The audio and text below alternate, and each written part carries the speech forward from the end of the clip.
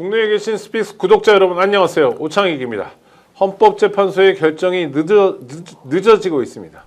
무슨 사정이 있는지 모르겠지만 우리로서는 온통 추정밖에 못하고 있습니다. 책임 있는 국가기관이 이래도 되는지 모르겠습니다. 국민들은 너무 지쳤습니다. 내란 사태 이후에 100일이 지났고 이제 넉 달이 다 되어갑니다. 너무 힘듭니다. 헌법재판소가 다만 일정이라도 정확히 공개해 주었으면 합니다. 국가기관의 최소한의 책무입니다.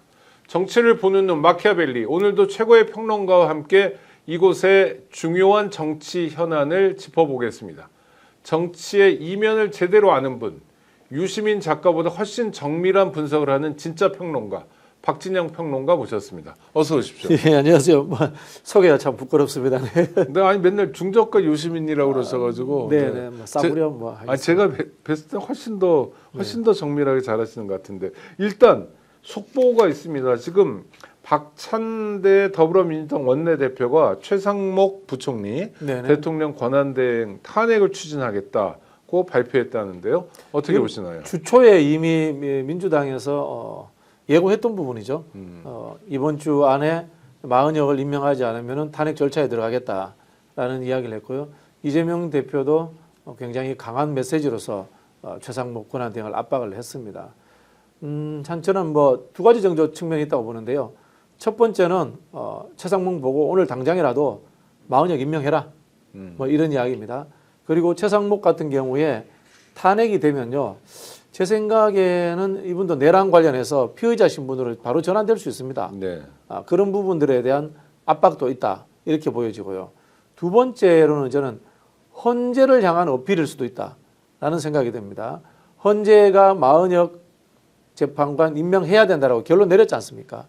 근데 잘 아시겠지만 헌법재판소가 이런 것들을 정치적 메시지나 강한 의조로 비판하고 이런 걸 잘 안 합니다.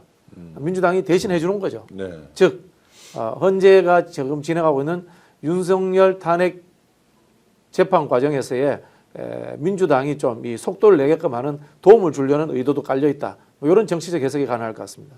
아니 그러니까 최상목 권한대행의 경우에 해야 할 일은 안 하고 안 할 일은 한다. 네네. 그러니까 자기는 대행의 대행이기 때문에 나는 어떤 결정이든 참 어렵다. 네네네. 라고 해서 쓱 빠져나가면 좋은데 네. 그게 아니라 특검법 같은 경우는 반대를 아주 정확히 하고 그다음에 지금 마흔역 재판관이나 이런 문제는 또 안 해버리고 또 황당무계한 네. 행동도 합니다. 네. 예를 들자면은 그린벨트 해제 문제를 이야기를 하고 네. 그다음에 미분양 아파트를 정부가 사들여야 된다 공공에서 이런 이야기도 그렇죠. 하고 LH 통해서 구매하자 이런 얘기하고요. 또 상속세를 유산 취득세로 바꾸자 이런 황당한 세수 개혁안 이야기도 하고 있고 할 건 다 하고 있습니다. 대통령 놀이는 충분히 하고 있습니다. 아니 그래서 그런가요? 외신 기자가 그런 질문을 했잖아요. 최상목에게. 네. 당신 다음에 대통령 나오냐? 그러니까 현재로서는 내일에 충실한다? 아주 묘한 답변 아닌가요? 탄핵 당하면 나올 수 있을 거라고 봅니다. 그런 생각하고 있을 거라고 보고 최상목, 한덕수, 이창용은 한 팀이다. 네. 라는 이야기가 많이 있고요. 지금 저희 주제에도 올라와 있습니다만은 오세훈이 이제 낙마하게 되면은 국민의힘 입장에서 그래도 그 당 내에서 중도적인 카드를 찾으려고 할 겁니다.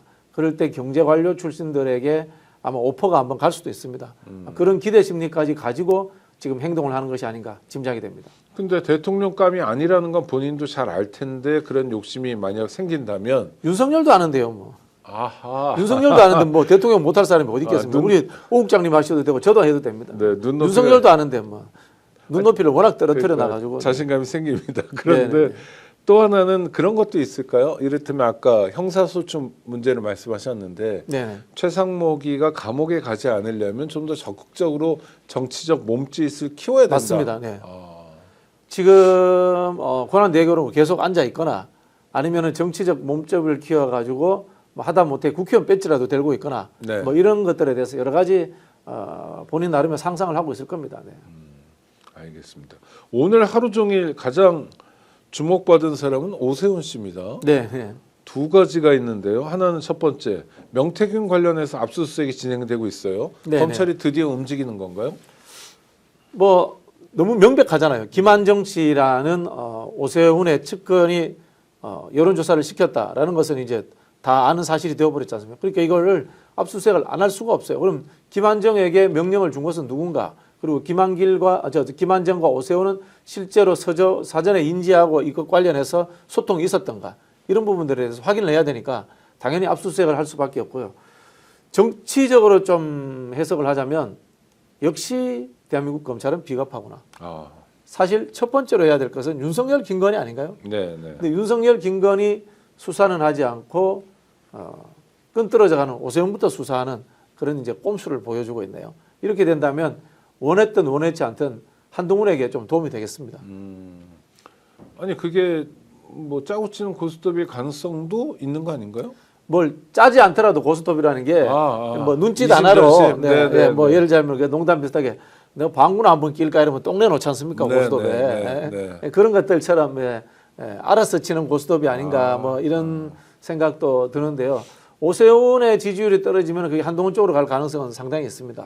둘 다 이제 살짝 그 기회주의적인 처신을 합니다만은 탄핵에 찬성한 인물이다라는 측면들도 있고요. 어쨌든 중도 노선을 걷겠다라는 입장을 가지고 있기 때문에 오세훈에게 그 나쁜 일이 생기면 한동훈에게 도움이 될 겁니다. 캐릭터가 겹치기 때문에요. 네네. 그럼 오세훈 수사는 어떤 면에서 시작 아닌가? 이를테면 홍준표는, 이준석은 이런 질문도 나올 거 아닙니까? 저는 검찰이 속도 조절하면서 확대 안 할 거라고 봅니다.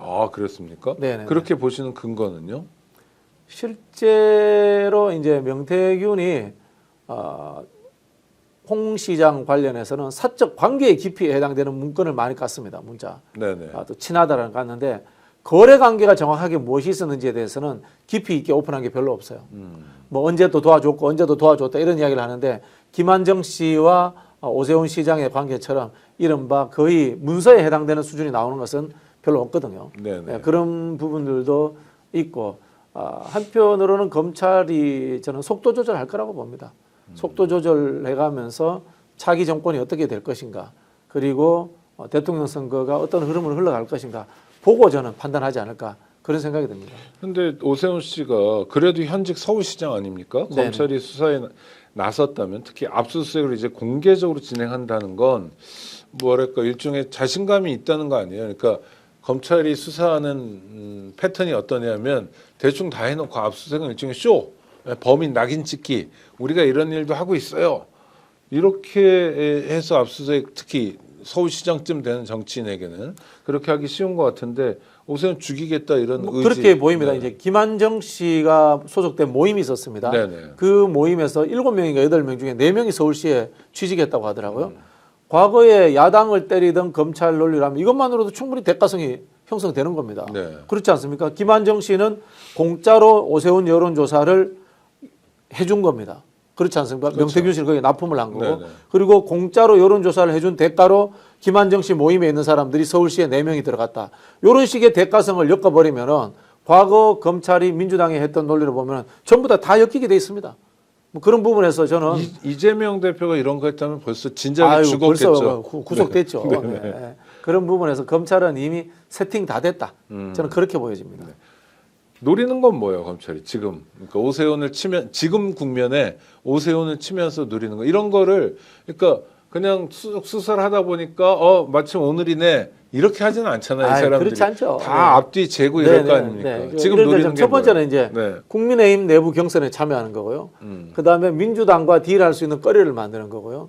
그다음에 또 윤석열이 혹시라도 복귀하는 상황에 대한 대비도 있고요. 여러 가지 뭐 다중적 포석이 아닌가라는 생각이 듭니다. 실제로 제대로 하려면 윤석열, 김건희부터 수사를 해야죠. 네네.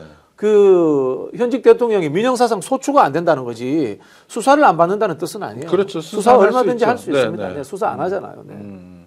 알겠습니다. 오세훈 관련해서 또 오늘 시끄러운 뉴스 중에 하나가 토지거래 허가구역 문제입니다. 네.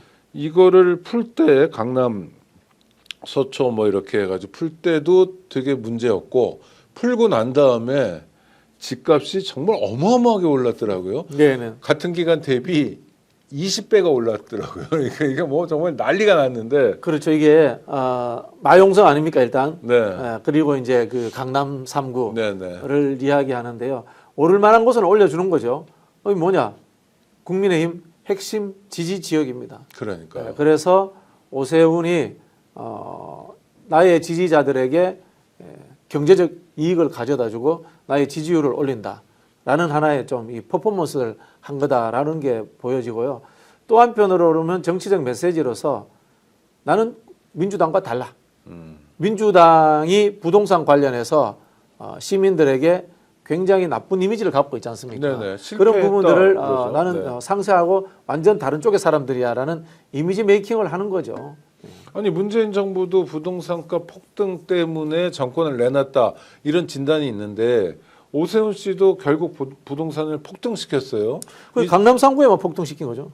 마용성하고. 아. 즉 그게 뭐냐면 저쪽에 제가 정확하게 모릅니다만은 강남 3구와 마용성이 자가 보유율이 높은 것으로 알고 있어요. 그렇죠. 네, 네. 임대보다는요. 그죠? 네, 네, 네. 그러니까 이게 부동산이라는 것이 두 가지 측면이 있지 않습니까? 집이 있는 사람은 오르길 바라고 네. 집이 없는 사람은 내리길 바라는 그렇죠. 거지 않습니까? 전형적인 오세훈과 국민의힘의 지지책인 집이 있는 강남 3구 그다음에 마용성의 집값을 올라가게 해줌으로 인해 가지고 경제적 이익을 통해 가지고 나의 지지율을 올린다라는 잔꾀가 이제 통한 거죠. 그런데 그 잔꾀 때문에 잔뜩 올랐는데 오늘에 와서는 또 잘못했다, 미안하다, 그럴 줄 몰랐다라는 거는 악어의 눈물이죠. 악어의 눈물이죠. 그 관련해 가지고 국토부에서 서울시에다가 좀 압박을 했을 겁니다. 아마. 네. 사실 역대 그 국민의힘 계열 정부도 이 토지거래구역 허가를 하고 이러진 않았습니다. 누구나 다 강남 집값은 어느 정도 안정적으로 잡고 있겠다라는 생각을 가졌던 겁니다. 왜냐하면요, 강남 집값이 뛰면 그게 옆으로 계속해서 점이 돼가지고 네, 넘쳐납니다. 그러니까 분당에도 영향을 미치고 넘쳐납니다. 그렇죠. 그런 네, 상황이 네. 있기 때문에 잡아왔는데 오세훈은 아주 그 자기 표 관리 차원에서 서울시의 부동산 정책을 망쳐버린 거죠. 그러면 뭐라 표현하나요? 좀 저질 정치는 아닌가요? 저질 정치죠. 그것도 특정 지역 찍어가지고 거래 허가 구역이지 않습니까? 네네. 전체가 아니라 그렇지 네네. 않습니까? 이렇게 했다는 것은 상당히 참 나쁘다. 참 정치라는 대의명분과 이익관계를 쉽게 주고받는 사람이구나, 거래하는 사람이구나 그런 생각이 듭니다. 네. 또 하나는 여당 시장 아닙니까? 네. 그러면 정부와 뭐 긴밀하게 협력한다든지 또 전체적인 정부의 부동산 정책과 같이 가야 되는데 지만 살겠다, 지만 유리한 카드를 썼다 이런 면에서 또 비판이 있겠네요. 그렇죠. 뭐 정부가 하고 있는 부동산 정책에 역행하는 행위를 한 거죠. 이렇게 치자면은 지방 정부가 중앙 정부의 말을 들을 필요가 없는 겁니다. 네. 그러면 따로 독립하면 됩니다. 국세 같은 거 받지 말고요. 물론 뭐 서울이 뭐 불교부 단체긴 합니다만은 이런 식으로 하면은 서울시장은 서울만을 위해서 살고 대한민국의 모든 도시들은 사막화시키고 지역 소멸, 인구 소멸도 해도 된다라는 그런 논리로 확장될 수가 있습니다. 굉장히 심각한 생각이고요. 이런 생각하시는 분은 서울시장하고 끝내야지 대통령이라든가 전국적인 정책을 펼치는 그런 자리로 갈 생각을 하면 안 됩니다. 지금도 대한민국이 사실상 뭐 전 서울 시민이긴 합니다만 서울공화국이죠. 네. 그러니까 서울과 서울 아닌 곳으로 나눠도 되는 정도 아닌가요? 그렇죠. 네. 무슨 대학 배치표도 그렇죠. 네. 서울 안에 있는 대학이냐 밖에 있는 대학이냐로 완전히 갈리고 부동산도 서울 안에 있느냐 밖에 있느냐로 완전히 갈리고 네. 일자리도 그렇고 그렇죠. 예, 박원순 시장 같은 경우에 어떤 일을 했냐면요. 서울에 남는 세수를 가지고 지방을 지원해주는 프로젝트도 했어요. 네, 그래서 이제 한때 오해를 받기도 했죠. 네네. 아이고 저기 대통령 대선 나가려고 나가려고. 저런 게 아니냐 네네. 하는데 그게 지금 우리가 하고 있는 종부세의 취지이기도 합니다. 예, 종부세를 거둔 이유 중에 원래 이제 이게 사실은 종부세가 종합토지세 있잖아요, 그죠? 네. 있는 그 재산세. 재산세 있잖아요. 근데도 또 다른 항목으로 거둔 이유가 이게 국세를 해가지고 다른 지역에다가 나눠줄 수 있는 방법을 찾다 보니까 이제 이렇게 종부세를 딱 만들었거든요. 선을 긋다 보면 거기 더 넘은 봉오리들. 네, 그거는 그거 이제 좀 깎아가지고 이제 지방으로 나눠줬습니다. 골짜기를 좀 메워주는 네, 골짜기를 거죠. 메워주는 네. 그런 역할을 했거든요. 그게 이제 조세 형평성과 더불어서 조세를 통한 이 분배 정의를 실천한다는 네, 네. 측면에서 국세 차원에서 그렇게 했던 거거든요. 그런 거 생각한다면 진짜 오세훈 시장은 서울시장이 끝이다. 그 말 다시 말씀드리고 싶네요. 네. 아이고 이 얘기 가장 중요한 뉴스이니 안 다룰 수가 없습니다. 헌재 때문에 미치겠다 이런 반응들입니다. 네. 어제 저희 1시 10분에 긴급 편성 때도 아주 많은 분들이 댓글로 야단도 많이 쳐주시고 오늘 하냐 안 하냐 그랬는데 헌재가 탄핵 심판과 관련해서 밝힌 정보는 딱 하나더라고요. 어제 저녁 무렵 늦은 오후에 오늘은 탄핵 심판 일정 공지가 없다. 그럼 이번 주에 안 한다는 뜻이죠. 네. 네. 아니 근데 좀 더 친절하면 안 되나요, 이 사람들? 아니 뭐 이 법조라는 데가 건물 자체가 불친절하게 지었잖아요. 아, 네, 건물부터 아주 권위적으로 불친절하게 지어놓은 데가 법조 아닙니까? 아이고. 아니 근데 국가기관은 그래도 국민을 위해 존재해야 되는데, 그러니까 국민들이 지금 결과도 중요하지만 언제 하냐 매우 궁금해하잖아요. 네. 그런 거는 공보 기능을 통해서 그래도 자기들은 알 거 아닙니까? 대충 언제쯤일지 설명드려야 되는 거 아닌가요? 저는 자기들도 그 결론을 못 내렸을 거라고 봅니다. 아 네. 그렇습니까? 일단 제가 좀 트집부터 잡자면 네네. 법조인들이 국민을 위해서 존재하는 사람들은 아니죠. 자기들 엘리트들을 위해서 존재하죠. 아이고. 네. 국민들은 자기들이 시혜를 베푸는 낮은 대상이다 이렇게 생각하지 않습니까? 대부분의 법조인들 솔직히 그 일찌감치 변호사 한 분들이야 네네. 이 어떤 마케팅적 차원에서의 이미 몸에 익었으니까 그런 서비스 정신이 자세가 있는지 모르겠지만 검사 판사들은 대부분 국민들을 시혜적으로 보지 않나요? 저 위에서 내려다보고 그렇죠. 있다. 위에서 내려다보잖아요. 건물 네. 자체가 그렇게 만들어놨잖아요. 네네. 딱 보면은 그런 부분이 있는 것 같고요. 저는 헌재가 아직도 전반적인 인용이라든가 이런 흐름을 완벽하게 잡지 못한 것 같아요. 그래서 자꾸 조금 미루는 게 아닌가라는 생각이 듭니다. 좋게 말하면 아직도 만장일치라든가 또 그 탄핵 사유에 대해서 완벽한 합의가 된 이 평의를 못했다. 그래서 평결로서 옮기지 못했다. 뭐 그런 좀 해석도 가능할 것 같습니다. 네. 그래도 오늘 오전에요 경찰이 네네. 헌법재판소 앞에서 이린 씨 핑계 대면서 앉아있던 그 극우 세력들이 있었잖아요. 네네네. 한 50명 정도 그분들을 해산시켰다고 그러더라고요. 네네네. 강제 해산시켰는데 재밌는 게 체포가 한 명도 없어요. 네네. 그러니까 압도적 물리력으로 그냥 들어서 저쪽에서 네네네. 갖다 놨다 이런 것 네네네. 같은데 네. 이런 거는 뭐 탄핵 심판이 임박했다는 하나의 근거가 될 수 있는 거 아닌가요? 그렇죠. 그럼 뭐 이제 어제 늦은 오후에 이제 탄핵 심판 공지가 없다라는 이야기를 했지 않습니까? 네네. 그럼 오늘도 퇴근 시간 전까지 기다려 봐야죠. 아. 5시, 6시까지 기다려 봐야죠. 네. 그 수밖에 더 있겠습니까? 네. 아니 그런데 우리가 뭐 졸도 아닌데 그러니까 그렇게 말씀하시니까 정말 졸 같네요. 뭐 그렇습니다. 네, 참 이게 늘 말씀드리지만은 국가의 중대사를 선출되지 않은 권력, 민주적 절차와 관련 없는 임명된 자들의 법규 해석에 의해서 결정난다는 게 참 슬픕니다. 솔직히 말씀드려가지고. 네. 그러니까 대법원에서 헌법재판을 하던 제5공학보다는 진일보한 모델일지 모르지만 네네. 87년 제재 의미는 있습니다만. 네, 헌법재판소 체제도 네. 사실 물음표를 좀 찍어야 되는군요. 저는 늘 말씀드리지만 네. 인사상의 문제는 헌재가 아니라 국민의 대표기관이 해야 된다고 봅니다. 네. 국회가 뭐라고 합니까? 그 의결 중족수를 늘리는 방법도 있고 그렇지 않다면 개헌이 된다면 상원을 만들어서 상원에서 합의제 구조로 하는 것이 맞지 않나 그런 생각이 듭니다. 네.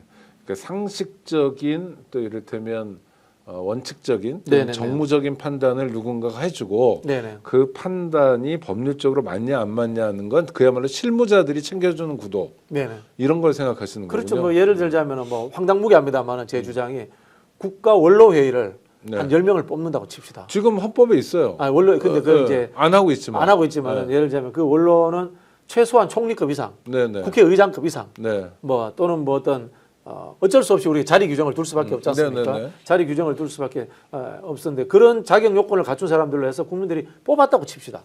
원로 회의를 한 10명 네네. 정도. 그러면은 우리가 그런 권한 줘도 되지 않을까요?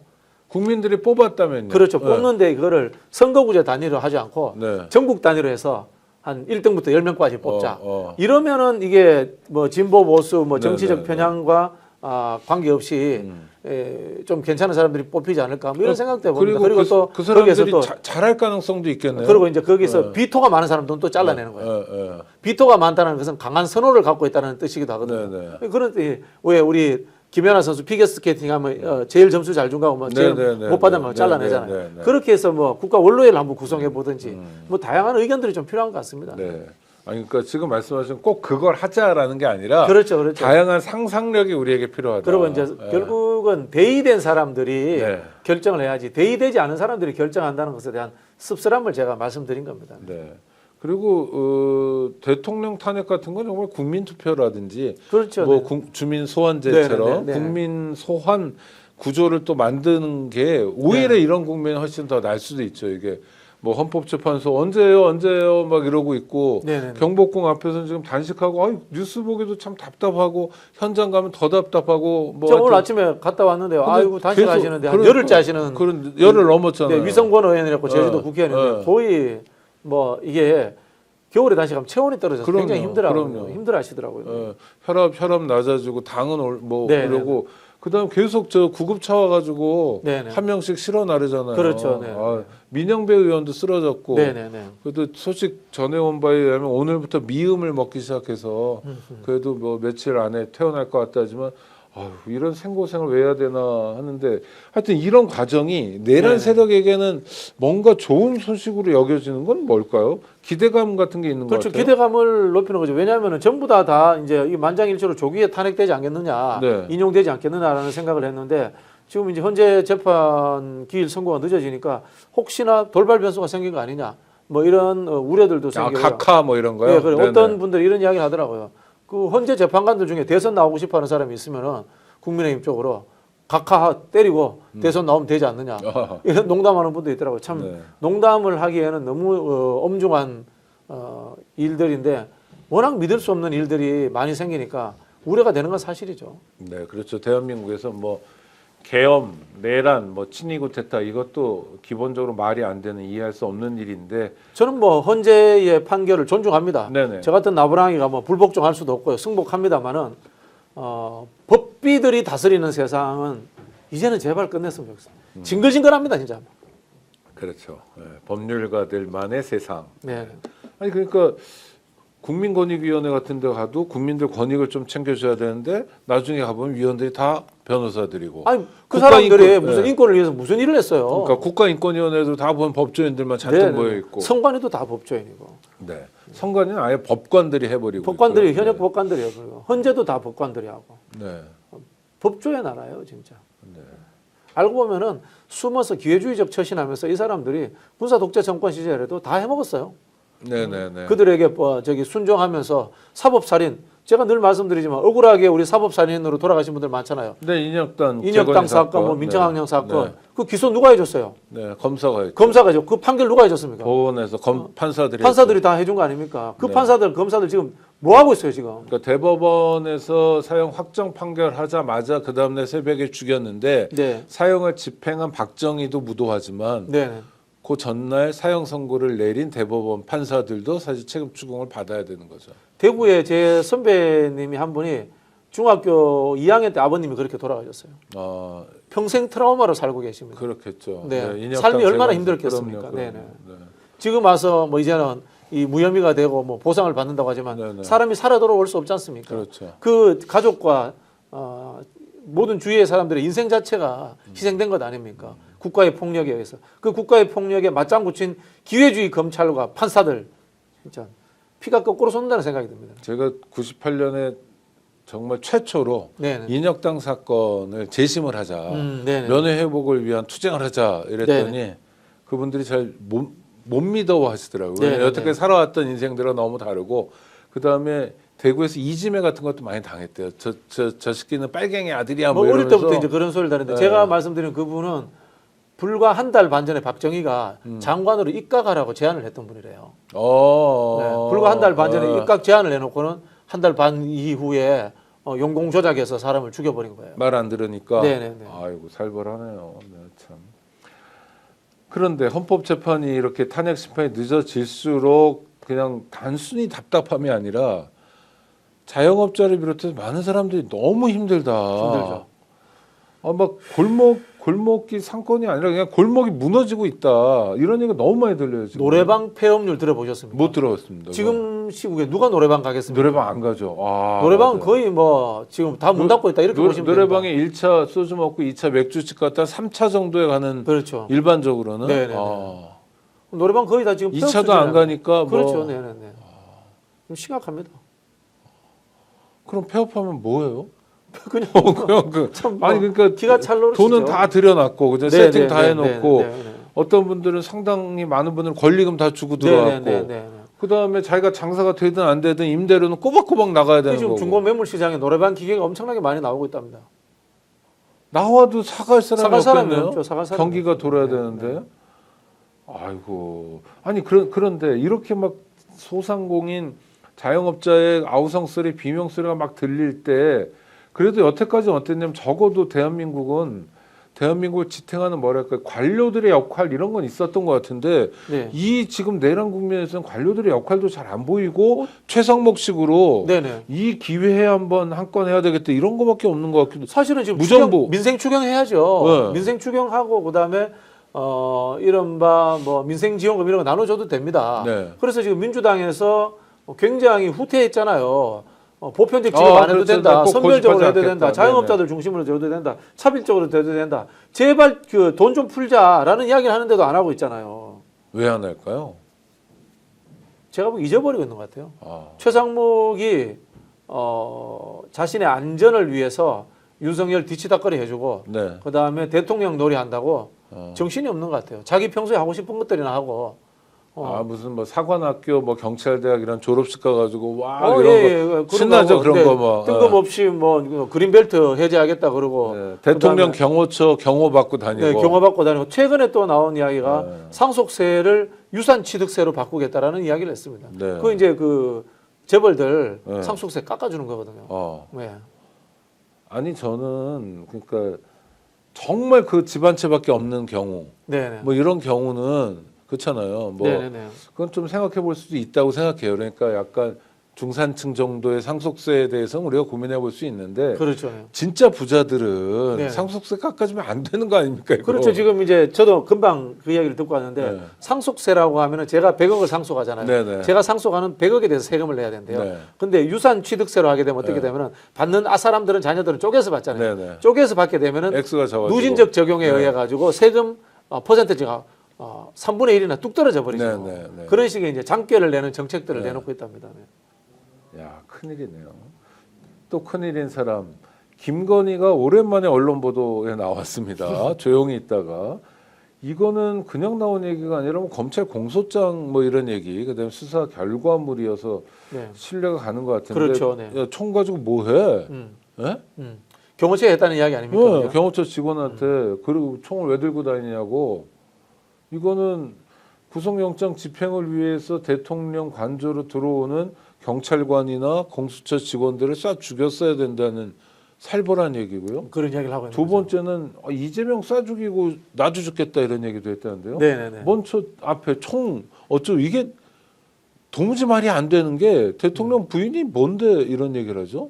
원래 참네. 뭐 V0니까 그럴 수도 어. 있고요. 경호처에 김건희 라인이 있었다라는 이야기는 공공연한 비밀이고 네네. 언론에도 다 나왔지 않습니까?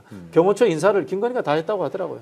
그런 소문이 돌았습니다. 그리고 내가 인사한 사람이니까 내가 명령 내리면 너희들이 따라야지 라는 식으로 이야기를 한 겁니다. 즉 김건희가 우리가 지금 이 탄핵 국면에 있고 있습니다만은 광범위한 국정농단을 자행하고 있었다라는 반증이다라고 이렇게 보여집니다. 네.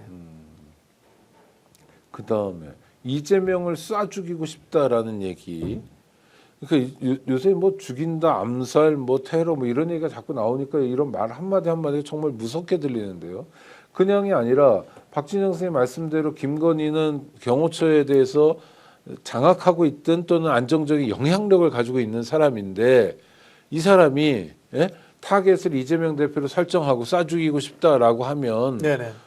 그냥 시정잡배 얘기하고 완전히 다른 얘기가 다르죠. 되잖아요. 네네네. 사실은 이거 참 무서운 이야기입니다. 네. 무서운 이야기인 거고 그러니까 황당무계한 상상력을 발휘하자면은 윤석열이 탄핵 선고제더라도 관저에서 안 나오고 농성할 수도 있다. 그런 얘기도 뭐 거기서 해요. 뭐 네. 그 경호처 직원들 총 몇 자루 확보해가지고 들어앉아 있으면 어떡하느냐. 그리고 그 이른바 이제 난동 세력들 관저 문 열어줘가지고 들어와서 자기를 보호해달라 메시지 내면 어떡하느냐. 이런 걱정들까지 나오고 있습니다. 정신 심각한 상태는 어떤 건가요? 이런 정신 상태. 그러니까 이재명을 왜 이렇게 죽이고 싶어요?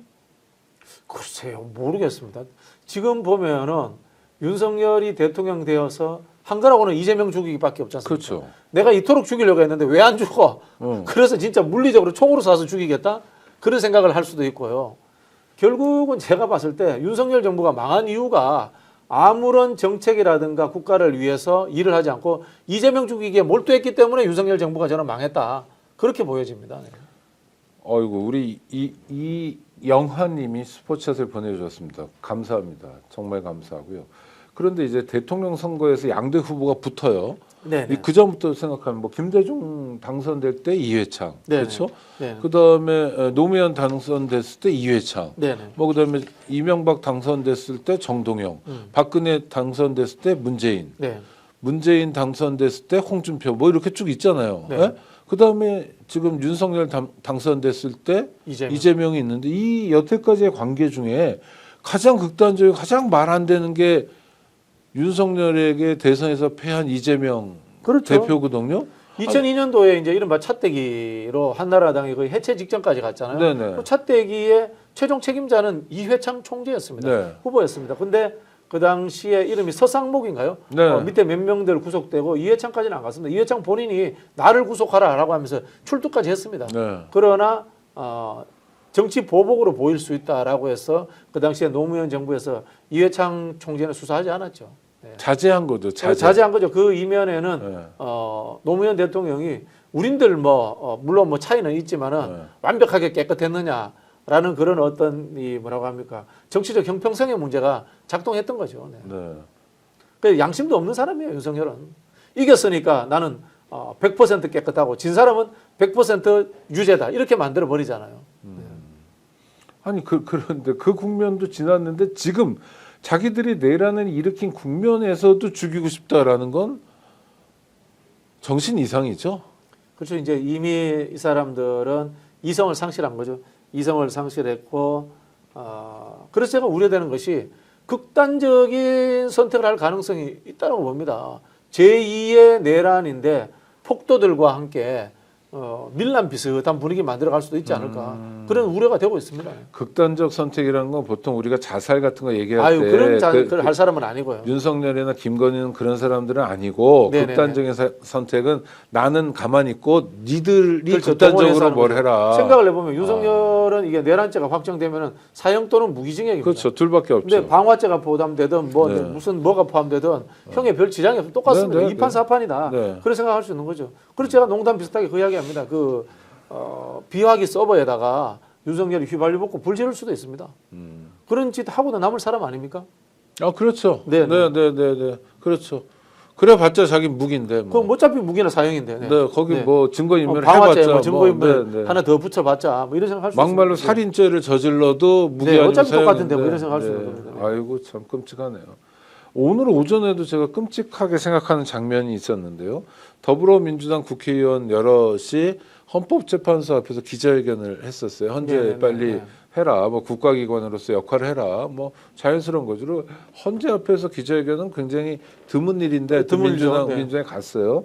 근데 건너편에서 이제 극단 세력인 것 같은데 어떤 사람이 계란을 던졌습니다. 네. 백혜련 의원이 맞았잖아요. 네. 그뭐 던진 사람도 특정되고 하여튼 뭐 그런 상황인데 그때 이제 제가 그 기자회견 장을 보니까 추경호 네. 내란 당시에 여당 원내대표였던 예. 추경호가 그 자리에 있었는데 네. 그렇게 웃었다는 거예요. 참. 아니 근데 그래도 맨날 얼굴을 같이 보는 동료 의원인데 얼굴에 제대로 맞았네요. 다시 좀 아픈데 계란도 맞아. 멍들었대요. 멍든데요. 멍들었대요. 네. 제가 옛날에 계란에 맞아봤는데 네. 저는 그때 삶은 계란에 맞아가지고 멍 제대로 들었거든요. 그거는 삶은 계란은 정말 나쁘죠. 네네네. 아니 그러니까 저 사람 저 폭력 행위이기 때문에 이거 뭐 처벌해야 처벌받을 되고요. 겁니다. 네네. 아니 특정하는 것도 쉽고 처벌하는 것도 쉬운데 저는 네. 이렇게 극단적으로 그냥 누군가를 미워해야 되고. 네네네. 지금 분위기를 이런 식으로 네. 일부가 끌고 가고 있는 거죠. 네. 아이고. 그다음 추경호는 좀 뭐예요? 이게 걱정스럽습니다. 웃을 일이 아니라 자기가 앞에 나서서 그렇죠. 그러지 말라 그러고 그렇죠, 또 백혜련 의원도 알 거 아니에요. 맨날 보니까 그럼 네. 가가지고 뭐 손수건이라고 건네고 이러면 안 된다고 막 그렇죠. 손사래라도 예, 쳐야 예, 되는 거 아닙니까? 예, 우리의 예. 저 정치 지도자란 것들이 네네네. 또 던지니까 또 움찔하고 아 진짜 사람들 아니 그러니까 왜 우리 정치가 이렇게 됐죠? 상대를 죽여야만 하는 증오, 저주, 혐오 이런 판. 이거 윤석열이 만든 거죠. 윤석열. 쟤들은 범죄자야. 음. 쟤들은 범죄자니까 감옥 보내야 돼. 밖에 있으면 안 돼. 혐오의 대상이야. 계속해서 악마화하고 혐오시키고 이걸 윤석열과 그 일당들이 정권 내내 해놓은 짓입니다. 그게. 거기에 의해서 이 사람들이 가스라이팅 당해 있는 거죠. 근데 그렇게 하면 자기는 좋은 일인가요? 자기는 좋다고 생각하죠. 검사는 기분 좋잖아요. 범죄자를 잡아놓고 성과 올리고 모든 국정이라든가 이 정치 행위를 그런 식으로 보고 있는 거죠. 아니 그러니까 자꾸 여쭤보고 싶어요. 그러니까 노상원 뭐니 처단 수고한다는 사람들 명단도 그렇고 다들 뭐냐면 그냥 자기를 기분 나쁘게 했어. 그렇죠. 어? 그 진짜 기분 나쁜 건지 잘 모르겠는데 하여튼 지 입장에서 또는 자기 앞길을 막을 것 같아. 네네. 예? 좀 불편해. 뭐 이런 사람들을 다 제거해 버리거나 정의는 나의 이익에 반하는 사람들은 전부 다 부정의한 겁니다. 왜? 나는 엘리트고 대한민국의 육군 사관학교를 나와서 초고속 승진을 한 장군이고 나는 검찰총장을 했고 대통령까지 된 사람이기 때문에 나는 정의야. 나는 이 뭐라고 합니까? 이 무오류의 정의야. 라는 생각하니까 나의 정의에 저항하는 사람들은 전부 다 범죄자고 이류 인간이고 또는 조잡한 인간들이기 때문에 얼마든지 나는 그들을 소탕하고 처벌해도 돼. 이게 뭡니까? 나치의 논리고 전두환이 사회정화운동했던 논리기도 하고 박정희가 깡패들 소탕하던 논리기도 합니다. 네. 이렇게 만들어가는 겁니다. 네. 소아 대대사님이 또 슈퍼챗을 쏴주셨습니다. 감사드립니다.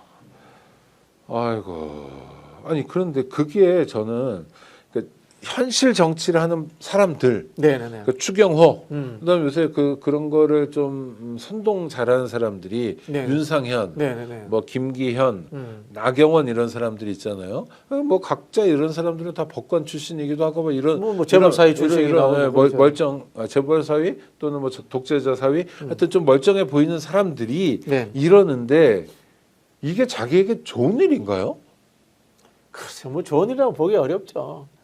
근데 자꾸 그러잖아요. 이게 이제 특권화된 삶 자체가 몸에 체득화되어 있는 거죠. 혹시 그거 아세요?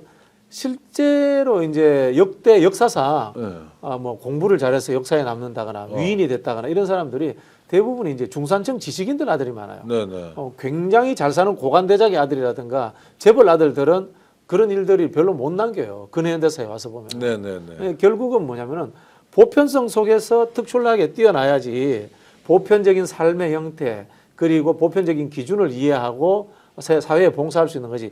애초에 특권에서 태어나 버리면요. 그 특권 속에서 못 태어납니다. 이재용이 떡볶이 먹고 맛있다고 했잖아요. 네네. 오늘 또 굉장히 맛있는 우리는 늘 먹잖아요. 그죠? 그렇죠. 그 다른 겁니다.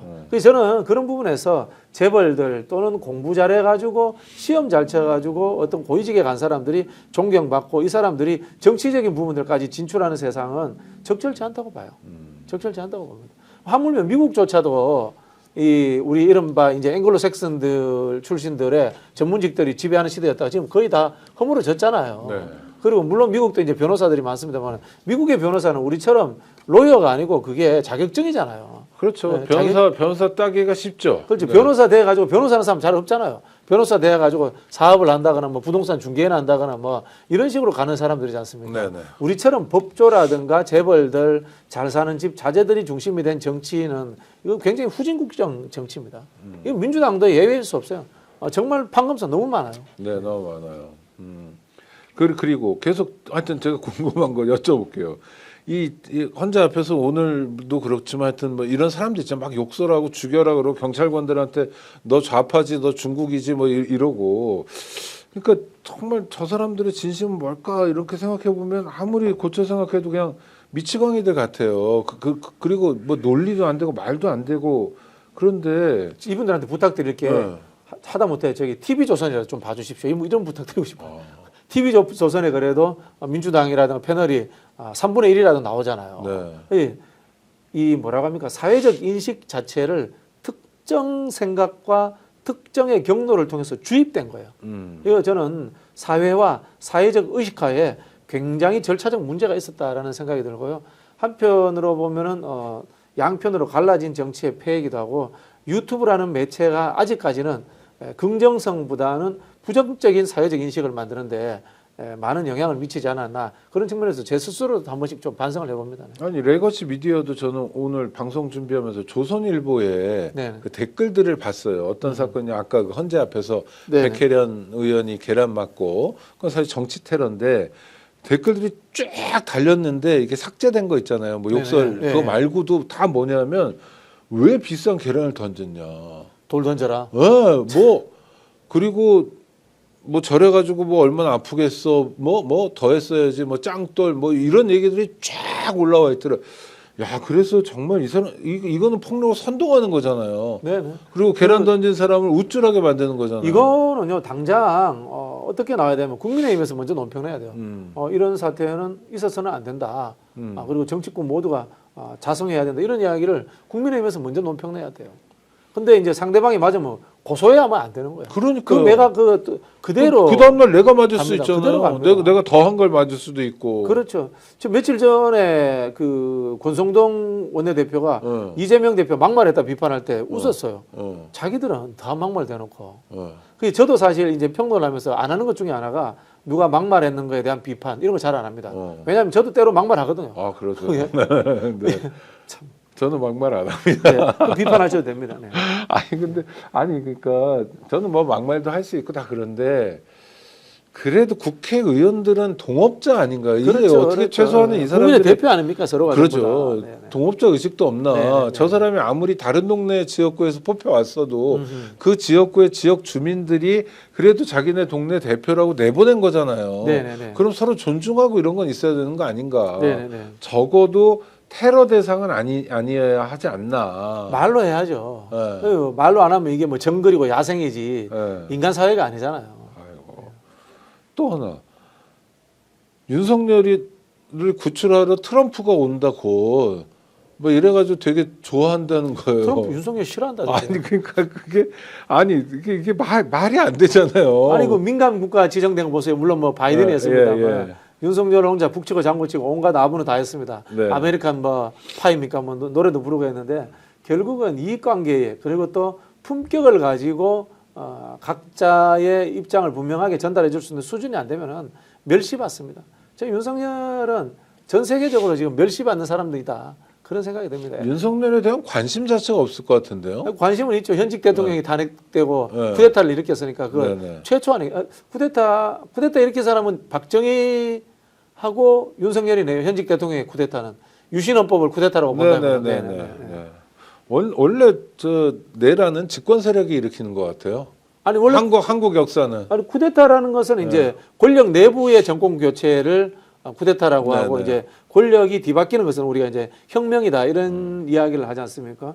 결국은 전두환도 박정희가 키운 군부의 그 특수 집단 아닙니까? 그렇죠. 네, 그러니까 이제 보안사령관이니까. 쿠데타다라고 하는데 제가 여기서 꼭 짚고 넘어가고 싶은 게 이 친위 쿠데타입니다.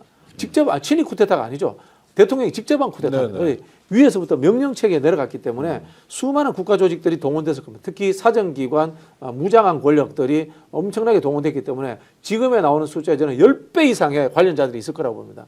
그렇죠. 이 사람들 특별법을 만들어서라도 끝까지 추적해서 저는 진상 밝히고 처벌해야 된다는 말씀 드리고 싶습니다. 그러니까 범인은 물론 좀 나눠야 그렇죠, 되겠지만 그렇죠. 그러니까 예를 들어서 군으로 치면 병사들까지 처벌해야 될 거냐? 그건 아니다. 네, 지휘관, 지휘자 우리가 뭐 그런 이야기 예를 들어 했습니다. 부사관들, 특전사 네네네. 부사관들은 네. 아니지만 네네. 그래도 뭐 일정 계급 이상들은 네네. 조사도 하고 책임도 물어야 된다. 뭐 군이 우리 명령 조직이라고 합니다만 경찰도 한 총경 네. 이상 뭐 이런 식으로. 그렇죠. 연대장급 정도 되면은 네네. 이 현장 상황에 대해서 의견 제시할 수 있잖아요. 네네. 그때 무전할 때 보면 현장 의견 제시하는 연대장들도 있었어요. 네네. 그리고 또 출동 안 한 사람들도 있었습니다.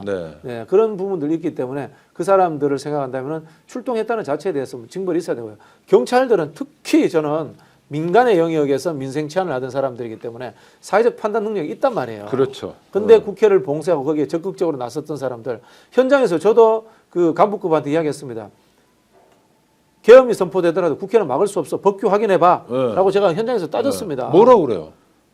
이제 저희는 명령에만 합니다. 그래서 제가 휴대폰 열어가지고 보세요. 여세요. 그리고 제가 들어갔습니다. 네. 그러니까요. 그거 참네. 그런 기본적인 교육들을 경찰관들한테 다 해왔거든요. 여태까지. 해왔죠. 근데 더 해야 됩니다. 더 해야 됩니다. 더 군대에서 전문 교육도 다 이런 걸로 이루어져야 되잖아요. 그러니까 원래는. 한 방에 허물어진 것 같아가지고 이게 그러니까 내란이라는 게 참 정말 심각한 사태고 지금 박준영 선생님 말씀대로 내란 사태는 마무리되더라도 내란 범죄에 대한 수사는 차분하게 네네. 정밀하게 진행돼야 돼. 그래야 우리가 교훈을 얻을 수 그렇죠. 있다. 이런 일이 재발되지 않죠. 네. 네. 책임자 처벌해야지 재발되지 않는 거거든요. 네. 맞아요. 엊그제 이재명 대표가 광주 가서 전두환에 대해서 그냥 봐줬던 게 물론 형사처벌을 했습니다만 사면해줬던 게 오늘의 내란 세태를 불러왔다. 네. 이런 말씀하시는 분들이 참 많더라고요. 그렇죠. 네. 이재명 대표가 오늘 이재용 삼성전자 회장을 만난 건 어떻게 평가하십니까? 뭐 선거 전략으로서 아주 의미가 있다고 봅니다. 그리고 현실적으로 삼성이 가지는 이중성이 있잖아요. 네. 뭐 과거에는 악덕 재벌, 네. 그다음에 세금, 뭐 포탈 이런 이야기도 있었습니다만은 현실적으로 국민 기업입니다. 삼성의 최대 주주가 국민연금 아닙니까? 네. 국민연금이니까. 아니 그리고 개미들도 많이 가 예, 있고. 개미들도 많이 네. 있고요. 그래서 삼성이 망하면은 대한민국 경제가 망하는 거는 현실입니다. 그래서 협력할 것은 협력하고 그다음에 개혁할 것은 개혁해야 된다라는 기본 입장 속에서 삼성을 만난 것이 아닌가라고 생각이 들고요. 그리고 이 이른바 중도적 유권자들에게 안정감을 주는 행위로서 아주 잘한 전략적 판단이었다. 그런 생각이 네. 듭니다.